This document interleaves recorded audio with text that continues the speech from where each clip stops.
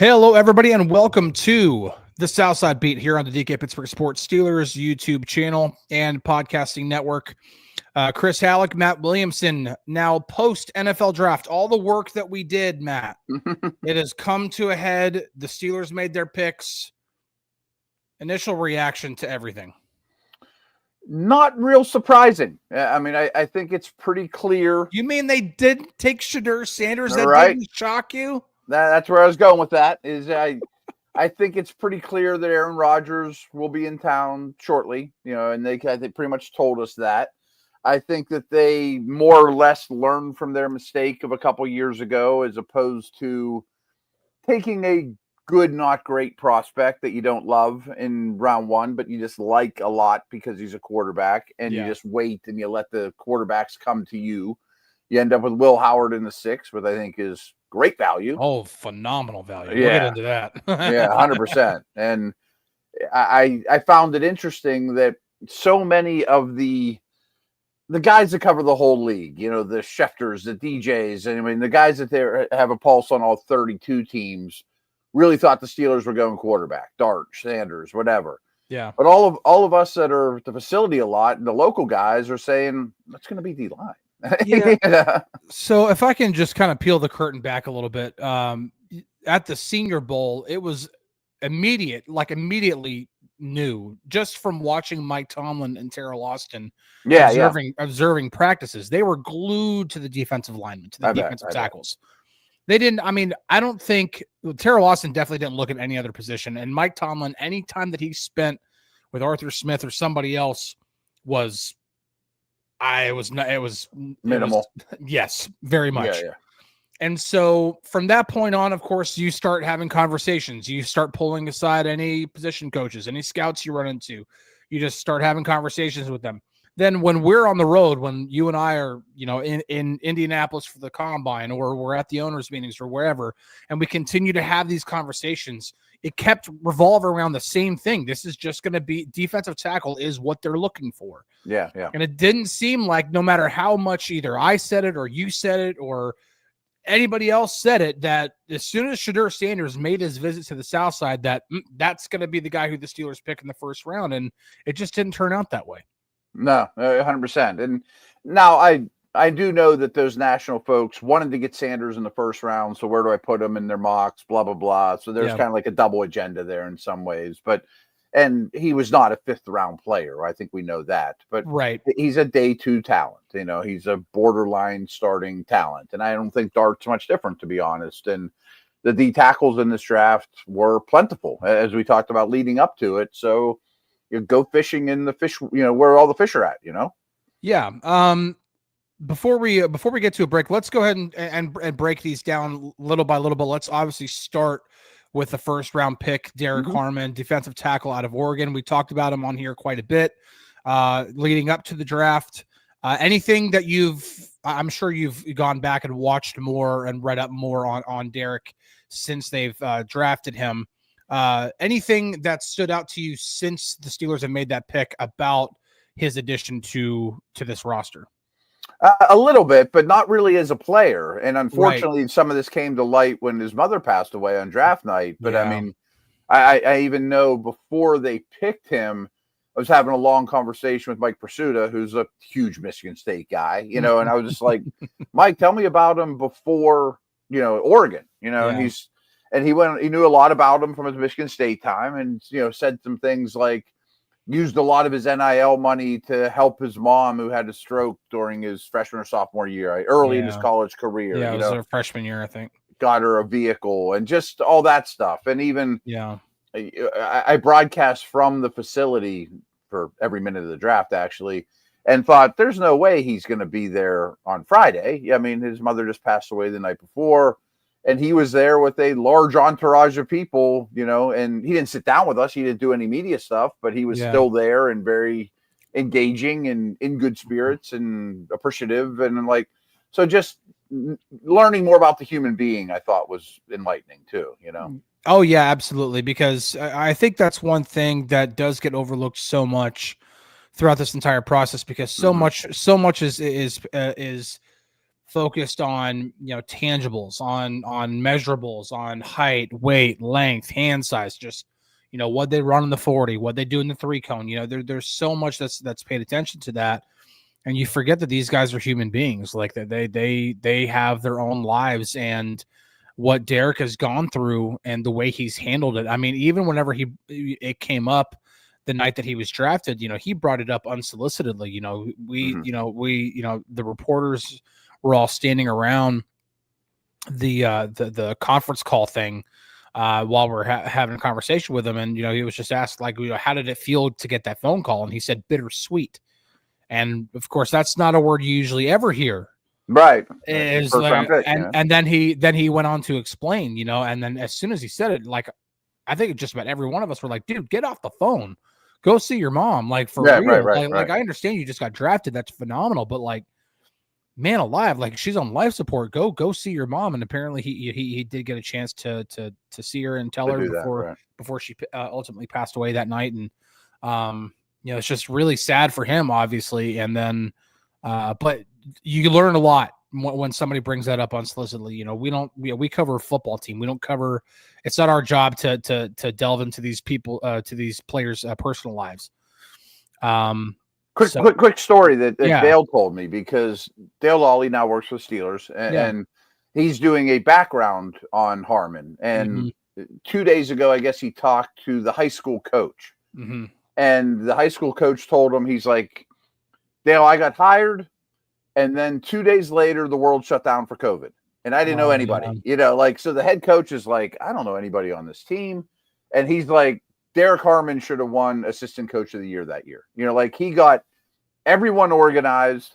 He was the leader of the football team. And I guess the high school he went to is kind of like a Central Catholic. It's not like everyone's in the same community. Some people bus from half an hour, blah, blah, blah. Mm-hmm. He got all the Zoom calls organized. He got all the workout stuff organized, because the head coach really didn't know anybody. He didn't know any parents, any of that kind of stuff. So Harmon, even as like a 17-year-old, was mature beyond his years, Yeah. Really quick, Brian here brings up, and this is obviously the on-field stuff.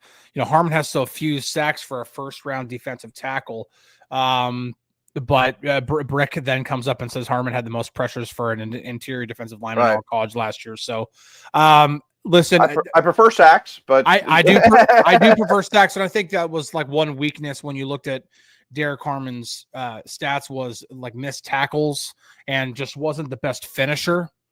I think there's a reason for that does worry me a little. Is I think he's a little bit of a straight line athlete in terms of, like instead of breaking down and getting a guy on the ground or changing directions. And I think a little bit is because he's a little bit top heavy too, I mean, that's all these guys have negatives, Oh, all of them. But I do think something like that is a little correctable. And if there's any a coach on the staff that can work with a player like that, it's Carl Dunbar. He's earned a pretty good reputation with everything that he's done over the years. Just ask people like Javon Hargrave and Stephon Tuitt. And actually, come to think of it, I remember quoting Dale again. There was a summer he was interviewing Tuitt where Tuitt hadn't had many sacks, but he was getting close, and pressures weren't even as big a deal back then. But he was a heavy pressure guy, not a big sack guy. Yeah. And then he sort of corrected it and realized I need to chop my feet a little bit more. And then he started racking up sacks. The finish, just like Brick mentions here, right? Yeah, exactly. Yeah. This kind of stuff is coachable. You'll take everything else, especially when you talk about that first step. You talk about the length that he can use, and man, if there's a person who can teach him how to use length better than Cam Hayward, I don't know.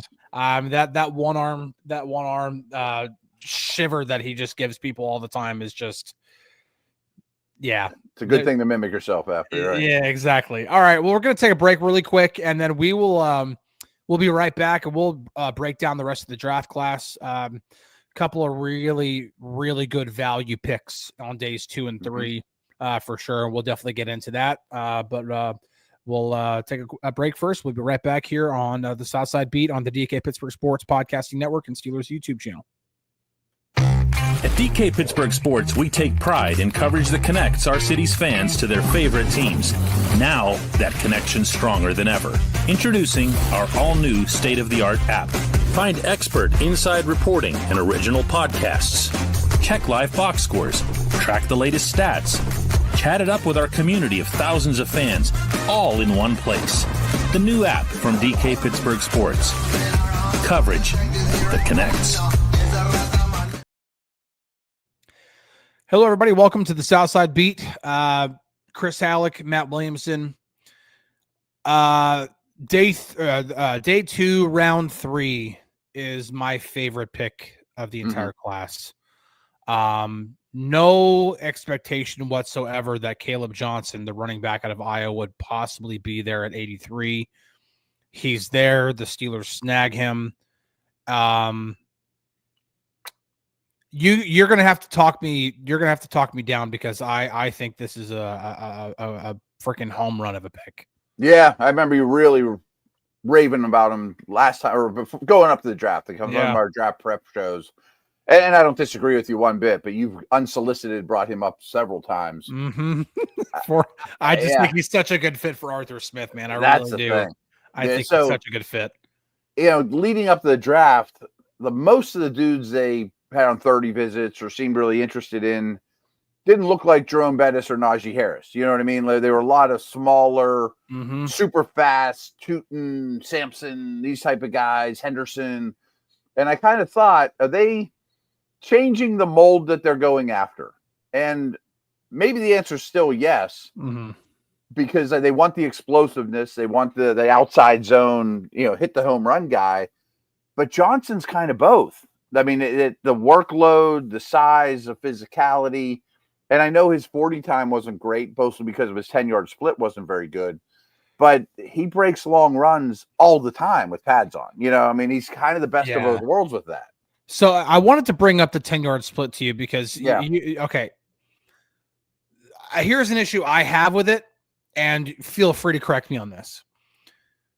Because when you look at the tape, you can see the burst, and you're wondering, why. Okay, why does the burst show up on tape but not show up when he runs the 40-yard dash? And my immediate reaction to that is, well, he's not getting out of a 3-point stance. His start isn't great. Right, but even then, like when he hands, I mean, a running back starts off, I mean, with his hands on his hips or his hands on his knees.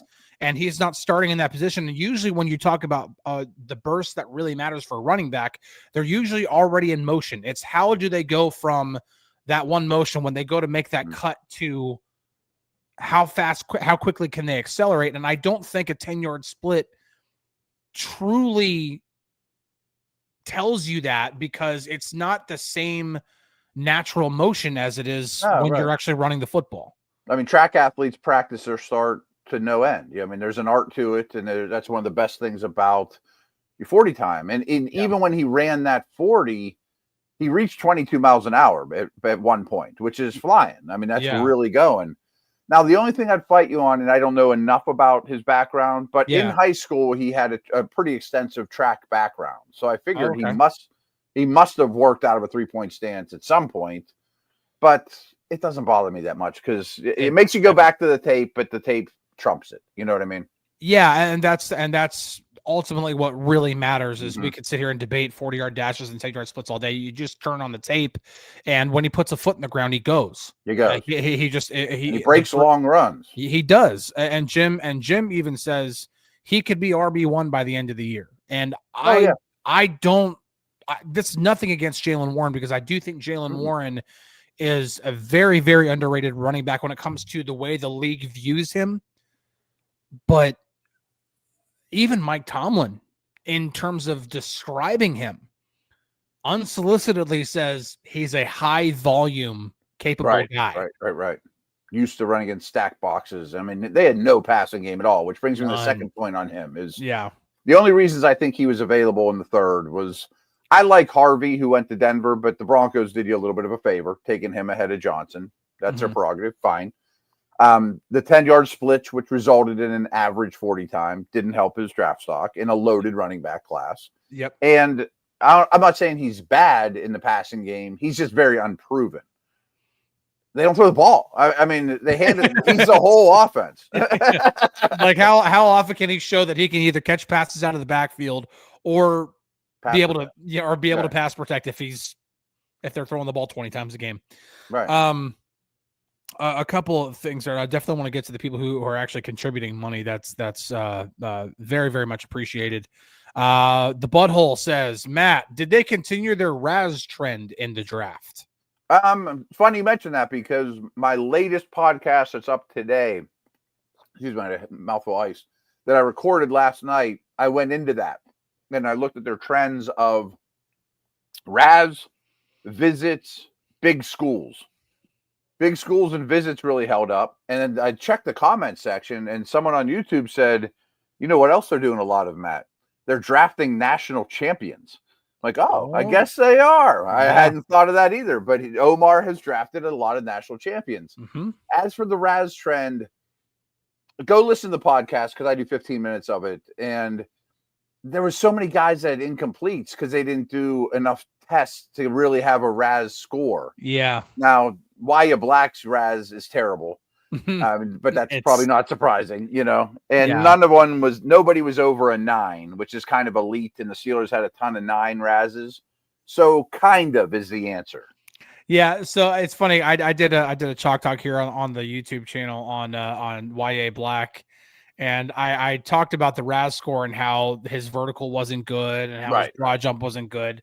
And we had a comment on that video that said, now I had to delete it because it brought race into it, because apparently I'm being racist whenever I say that those are bad numbers. I'm not saying those are bad numbers from my own perspective. This is literally from an objective formula that's put together to put a relative athletic score together. Right. His relative athletic score, not my opinion, was terrible. It was like a 3.3 out of 10. Not good. It's not good. But YA does a lot of other really good things. That's not what he's hired for. Exactly. He's not. He was not drafted in the 5th round to be an amazing athlete. He was drafted in the 5th round to help stuff the middle of the defense, or stuff the middle of the offense, so they can't run the football. So if any of their draft picks had a bad Raz score, he would be my choice for the one to have a bad Raz score. Exactly. And although I don't think Sawyer would have done well, he didn't do any testing though. But that's why he didn't do any testing. Right. Yeah. That's why he didn't. I still can't get over YA Black's arms being 35 inches. I know. That's just insane. I can't wait to see him in person. I know.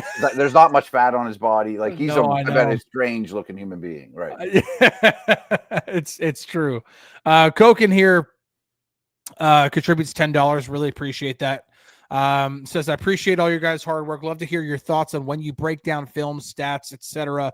Best nuance analysis bar none. Keep up the awesome work. I appreciate that. Matt, give a little bit of a peel the curtain back on anything you do whenever you're trying to break down film or stats or anything like that. Just how do you get to the conclusions that you get to? Is it just I mean, again, that's a long conversation too. Very long conversation. I mean, one thing I recommend that's free that everybody can do that I take advantage of too, including this one, is there's a million great podcasts out there. Like I love music. I'm a Zeppelin fan, blah, blah, blah, but I don't hardly ever listen to music anymore. If I'm in the shower, if I'm driving, if I'm doing anything, I have a podcast going, and there's so many good ones to pick from. It's a nice start. It's easy. You know, you don't have to, get a book and read it. You don't have to, grind the tape. You can just listen to so many other outlets out there. That's a great start. One thing Dale and I talk about a lot that's really okay. So here's a great example. If you check my Twitter feed, and I know you quoted some of these stats too, dude, as soon as they drafted Caleb Johnson, I have some insane stats, and they're all really good, to be honest. There's one that I want you to say really quick, because the butthole comes and says the only pushback is that Iowa seems quite great at developing linemen, so Caleb Johnson's numbers will be a little inflated by a great line, right? There's one stat that would definitely say, no, I think Caleb's actually done pretty good for himself. Yeah, I would have to find these all because they're buried in my Twitter feed, but there are some remarkable ones. I know you have some handy too. I already have that memorized off the top of my head. But super quick, I think I stole a lot of those from fantasy sites. I mean, there's so many good fantasy sites now. Mm-hmm. Like when I got hired by ESPN, this was a long time ago. This was 20 years ago, more than. I asked, like, in my 3rd year there, I'm like, hey, can I write fantasy stuff for you guys too? I've been playing fantasy forever. They're like, Matt, you were a scout in the league. That's beneath you. We don't need to do that. It's like, No, now they're like, I mean, it's such big business, and there's so Yeah. many people that have great analytics, and Caleb Johnson is the perfect example for some of the stats stuff. So the follow-up question here is what's his yards before first contact? I'm not sure. Well, the stat that I'm going to give you that Matt put on Twitter that got me literally laughing out loud in my car It's nuts. Was when he was contacted either behind the line of scrimmage or at the line of scrimmage, he averaged 1.95 yards per carry. Which actually is pretty good. It is. I mean, you're getting almost 2 yards per carry whenever you're being contacted before you even get to the line of scrimmage. Right. Or even at the line of scrimmage. All other runs was 10.2 yards per carry. That's bonkers. And you give him a little bit of blocking. I mean, we're talking about if first contact comes a half a yard past the line of scrimmage, he averages or anything past that he's averaging. He gets a first down. Yeah, it's right. It's crazy. It's crazy, and there's tons of them like that. Yeah, and he faced like more stacked boxes than any running back in the class, and had more success against stacked boxes. I mean, the whole world knew he was a whole offense guy. Yeah, yeah. So let's get to the rest of the draft because we've got about 10 minutes here. Jack Sawyer in the 4th round, edge rusher out of Ohio State. I was a little surprised about edge rusher, but then the more and more I thought about it, the more I thought back to when Alex Highsmith went down with the injury last year, missed 6 games, and saw how much the run defense regressed under him. And then I was like, oh, that's kind of what Jack Sawyer can be, at least right away. Maybe he can develop into more. It was still my least favorite pick. If you have to have a favorite, you have to have a least favorite. I agree. It would be mine too. But I understood it more and more. And I think a lot of it goes back to the Preston Smith trade where they quickly, well, first of all, you play the Ravens twice. So you need some big edge setters. You need some physical players. You need some 265 guys, I mean, so that's just the way that the world works now in this division. And with to your point, as much as they love Herbig, we love Herbig. If Watt or Highsmith is out, I don't ever want Herbig to be an every down player. Correct. You know what I mean? Like him and Sawyer and Smith look so much different. They kind of have to platoon like a Landon Roberts, Wilson type platoon if either one of those guys gets hurt. Yeah. And that's why I think drafting Sawyer actually ends up being a pretty, I was going to give it like a C or a C plus when I was giving grades. And I almost don't like giving grades, but they generate conversation. People want to hear them, right? I did it anyway. I was going to give it like a C or a C plus. I ended up giving it a B minus because of that reason, because it really does fully solidify the depth at edge because they needed it. Because just run defense across the entire defensive line with those 3 picks. It was like, I get it. You play the Ravens twice, or 3 times. All right, we've talked a little bit about Y.A. Black in the 5th round out of Iowa. Anything that we missed from him other than his 35-inch arms? One thing that I'm just curious to see is he lined up in the B gap 83% of his snaps last year. Yeah, he's not just line up over the nose, Casey Hampton. Yeah. And you mentioned the Steelers defensive line coach. When they interviewed him, he mentioned that he's more of a 3-4 end than nose. Yep. Now, I raise an eyebrow to that. Oh, yeah, 100%. And I don't know that I believe it when it's all said and done. But his length does allow him to fight with tackles. I mean, he's not going to be Aaron Donald rushing the passer, folks, or out there on 3rd and 8, No, he's not. But yeah, with 30, but I'm just thinking 35-inch arms. What are the average arm length for like an interior offensive lineman? Offensive, probably 32. I was going to say, it's definitely not 35 inches. So I can tell you that. Right. I mean, you're immediately gaining leverage as long as you're not standing up straight out of your stance. And he does a little of that. He does do. But his length and power helps him, My gosh, when he gets anchored, there was one in the Chalk Talk that I did. There was one rep against Michigan in which the guard and the center went to double team him, and he was low and got anchored and had his one arm up. The center tried to double team and then peel off to go get a guy on the second level. He couldn't move. I bet he couldn't. Couldn't move, and he couldn't even get around him to get to the linebacker. By the time that he was even trying to get around him, the tackle had already been made by a linebacker because he was just immovable. The other thing with his long arms and his huge hands is he often and usually gets inside hand position. So that makes up for his high pads at times. You know, like if I get my chest on your breastplate before you do and your numbers, I can control you. He's so powerful that he does need to work on his coming out of his stance lower. And I'm sure 100%. He will do that. It will work on it, but he gets away with it a little more than some. Yeah. All right. 6th round, Will Howard. We got to talk about the quarterback. Yeah. Will Howard, initially throughout this entire process, I kind of was overlooking, but then the more and more the Steelers paid attention to him, the more I tried to pay attention to him. I kind of the same, yeah. 4th round, I thought was going to be about the sweet spot for him. Me too. 6th round? That's the thing. I'm all for it in the 6th round, man. Like talking pre-draft about Howard, I assume he's going to cost a 3rd or 4th. And I often said things like, well, they already have Rudolph. Do you need another? You know? Well, I'll take another in the 6th, and he might be better than that. You know, I mean, he's from the neck up. He's really, really good. Yes. I'm excited to see him in person too. I think he's bigger, stronger, closer to Ben than he is Russell Wilson. You know what I mean? Oh, yeah. You know, of course. I mean 6'4", 236. Like, big, sturdy, and he can move. You know, he just doesn't have a howitzer arm. Yeah, he doesn't have a strong arm. But I was going through the film the last couple of days because I did a chalk talk that went out today.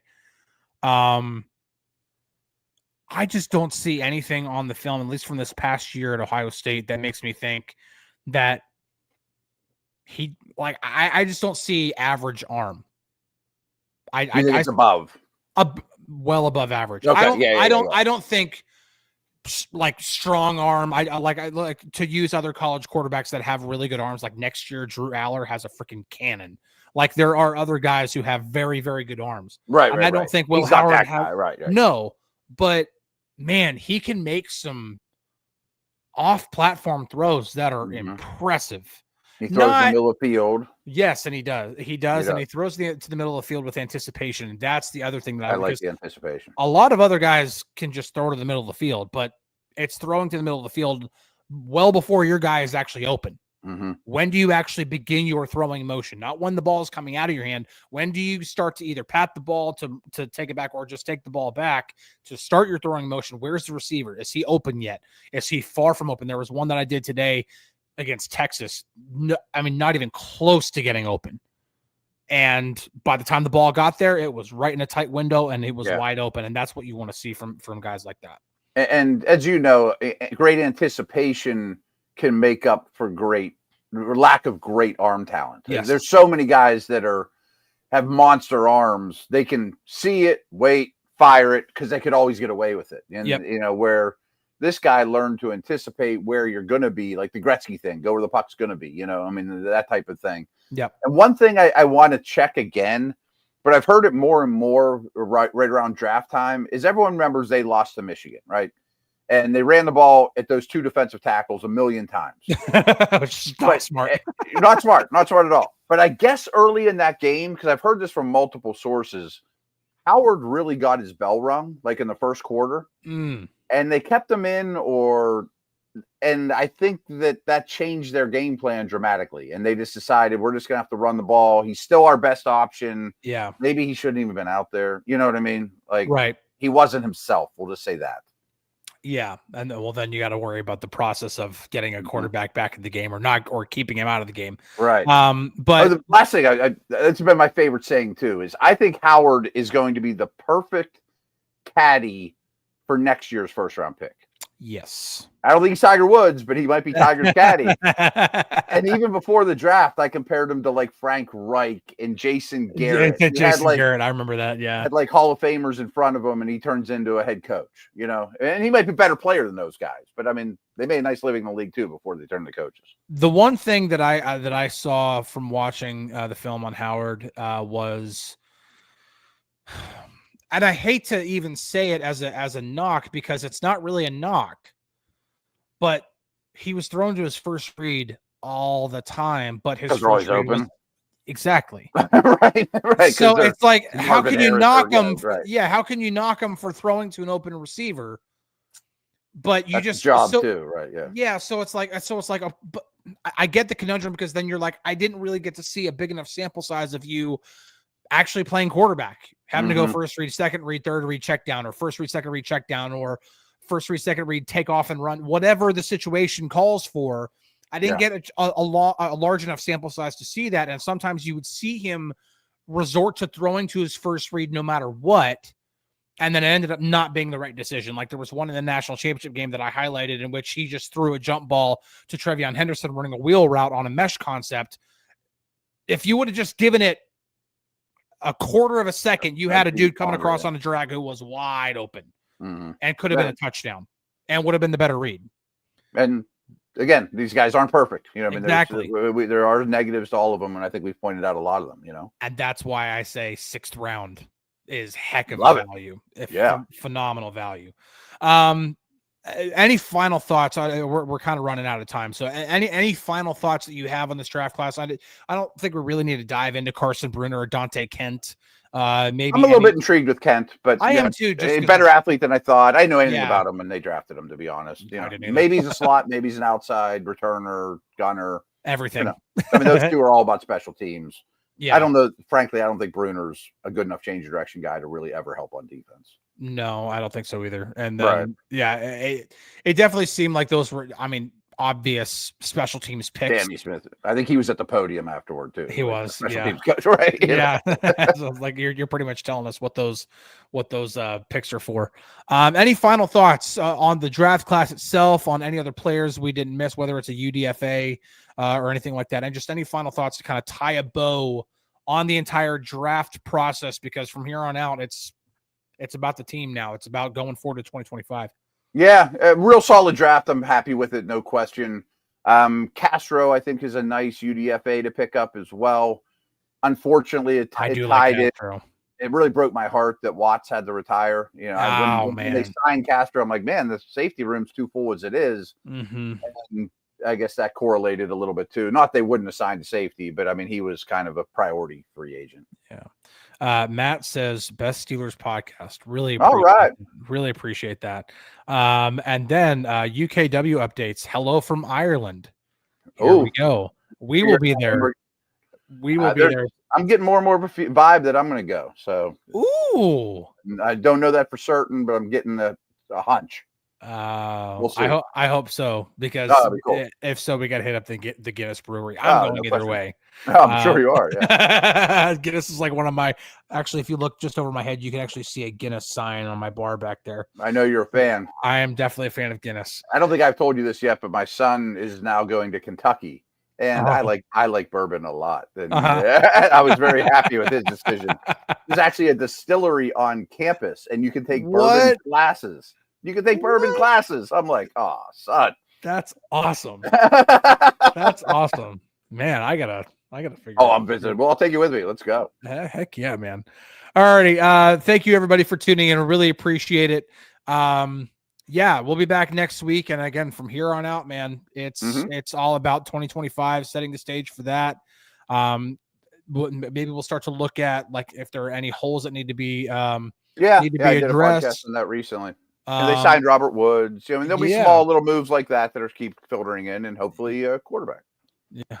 Oh, by the way, we don't even talk about it anymore, but it's kind of, hopefully we can talk about that next week. We can just talk about it, be like, all right, OTAs would be fine with me. That would be good for sure. All right. Appreciate everybody. Thank you for tuning in. Butthole comes in with a really quick $2 again. Says, have a great weekend, fellas. Really appreciate that. You too, man. All righty. Thank you, everybody. Appreciate it. We'll catch you guys on the flippity flip. See you later.